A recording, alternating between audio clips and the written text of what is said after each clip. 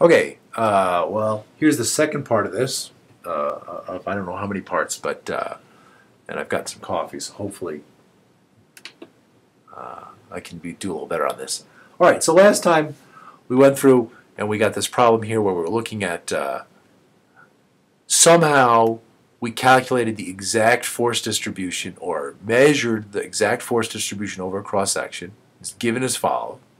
So this is a distributed force function of position. So it's the units actually were pounds per inch squared. And then we showed here that the stress at the point actually were the x and y components of that distributed traction. Okay?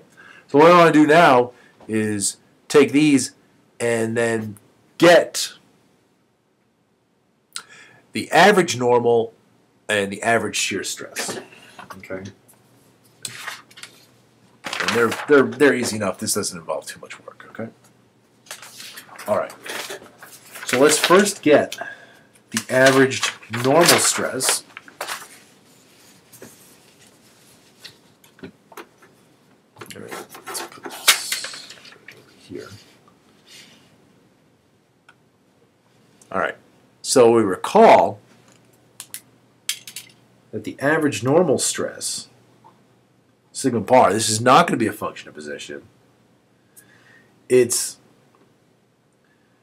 the average of this over the cross-sectional area. So we would write that as the integral over that face, the cut face, of the normal stress,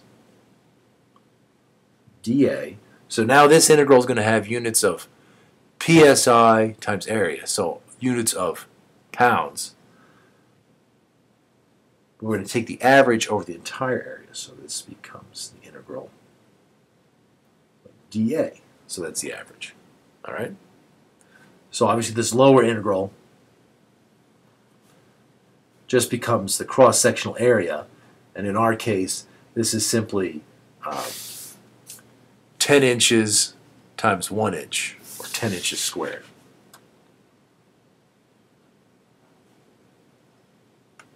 Okay? You don't have to calculate that one. It's a rectangle, so it's not so bad. If you had some bizarre cross-sectional shape, an I-beam or something else, you would compute that area, right, by the actually having to perform the integral process, right? But we won't do that here. It's simple enough. It's a rectangle. Base times height. All right.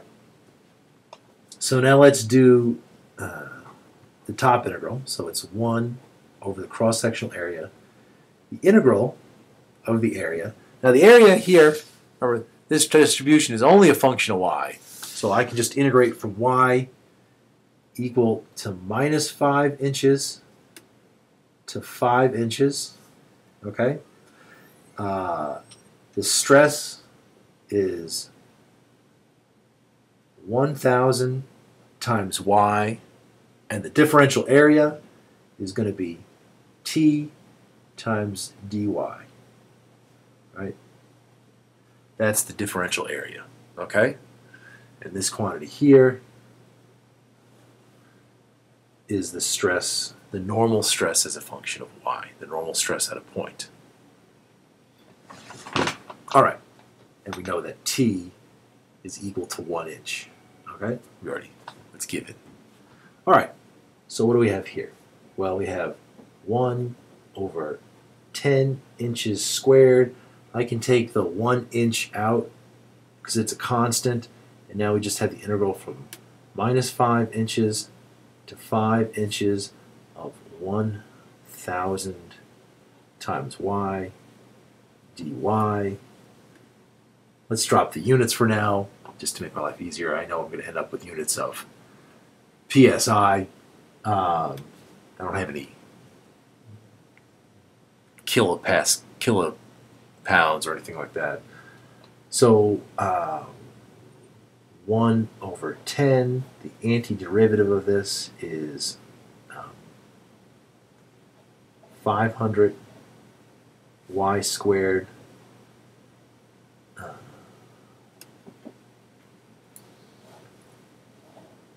from minus 5 to 5, okay? And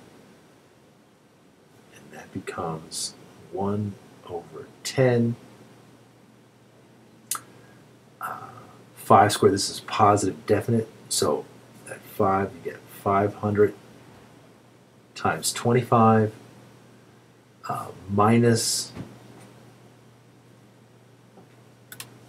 500 minus 5 squared is also 25. These guys cancel out, and this then becomes 0. So that's kind of what would be expected if you look at this. If you look at the lower half of the triangle, it's the skew symmetric reflection of this upper half of the triangle. So basically, the area under these two triangles is the same, except on this bottom half, it's pointing in the negative x direction. On the top half, it's pointing in the positive x direction. So they would tend to cancel each other out. And that's what we get from the integral. Okay? So that's actually the stress, the averaged normal stress. It's 0. Okay, so the interesting thing, though, is, again, just to note, when I was talking about this in class, the average normal stress is a good approximation if the actual pointwise stress doesn't deviate too far from it. In this case, if we're looking at the axial failure, right, you actually can get some high stresses even though the average normal stress here is 0. Okay, but this is actually going to, this type of stress distribution is what we get with a beam bending type of problems, and we will talk about those later on, but so that's the reason why we have to motivate why we're talking about different modalities and not just talk about axial failure. All right, let's do the averaged shear, tau bar. So again, that's going to be the integral over the area of the shear stress at the point over the area. So that's going to be 1 over a integral from minus 5 to 5 of 2,000. That's the stress, shear stress at the point. There's a 1 in here that comes out. All right? And so you can see this is a constant. So the integral of constant just becomes 2,000 times the length of 10, right? So this becomes, well, actually I can take it out. We'll show you easier. 2,000 comes out. That's over the area. And now I get minus 5 to 5 dy. This is, t times dy. This is differential area. This becomes the area. They cancel out. And then we just get 2,000 psi. Now, in that case, it makes sense as well. Here, right, we showed, whoops, where should I, you can look in the picture and also look at the equation, that the shear stress at the point is a constant value, okay? And so, obviously, the average of the constant value is the same number. So, we should have known that, obviously, just to start with, but I worked it out. All right? So, here's an actual distribution, and then here is the calculation. Again, we're kind of going backwards and getting the averaged results from the stress at the point. And again, just notice, sometimes you have to be careful about these average normal ones, because here's a situation where you do have an appreciable traction that's normal, but yet the average normal stress is 0. Okay? All right. Next one we'll do, I'll actually take this distribution, compute the internal reaction forces and moments from it. Okay? Thanks.